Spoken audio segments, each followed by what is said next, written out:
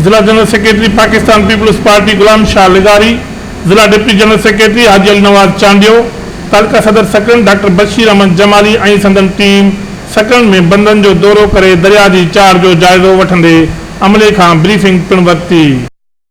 Refinery unit ऐं सब engineer section जो ॿ सेक्शन जो मुंहिंजी जेका त ड्यूटीज़ आहिनि थियल आहे ऐं असांजो एमरजेंसी वर्क कयो हले।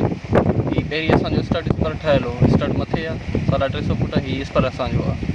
हीअ हिन नॉर्मल क्लास जी जेका बोर्ड हुई इन में जेको आहे सो असांजो जेको टी स्पर हो इहो लॉन्च करे वियो ऐं उन एमरजेंसी तौरु असां जेको आहे सो हिन वर्क खे दुबारा जेको आहे सो कंटिन्यू ऐं असांजो मशीनरी वग़ैरह स्टाफ वग़ैरह कॉन्ट्रेक्टर वग़ैरह सभु कुझु अवेलेबल आहे ऐं अलहमदिल्ला असां हिन काफ़ी शइ खे डिफेंस करे वियो। जेको रेलवे आहे 2.5 लख जो काफ़ी माना क्रॉस करे पियो, पर 2010 जी बोर्ड में जेको आहे सो 11 लख असां वटि क्रॉस कयूं, उन टाइम असां डिफेंस कयूं। अलहमदिल्ला हीअ असांजे लाइ का ॻाल्हि अहिड़ी कान्हे का। हेठि सर घणो गहरो आहे ऐं घणो पथर थो पए रेली? सर हीअ हिन जी जेका डेप्थ आहे इहा 85 खां 90 फुट आहे। ऐं घणो पथर थो पए सर डेली? पत्थर त 25 खां 30 जेके आहिनि से डंपर असांजा डेली जेके आहिनि से लेंग